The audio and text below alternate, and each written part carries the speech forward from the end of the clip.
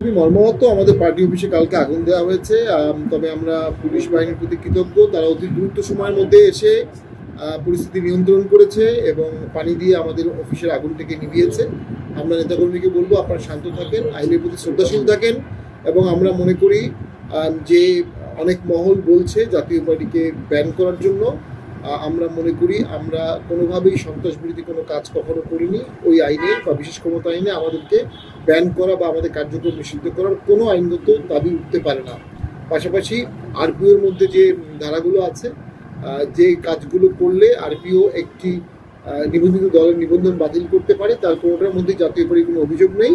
এ ধরনের অরাজনৈতিক দাবি যারা তুলছে আমরা মনে করি তারা অযৌক্তিক দাবি তুলছে। আমরা এতে মতেও ভীত না, সন্তুষ্ট না। আমরা সরকারের প্রতি আশাবাদী, সরকার এই ধরনের ভ্রান্ত দাবির মুখে কোনো ভ্রান্ত পদক্ষেপ নেবে না।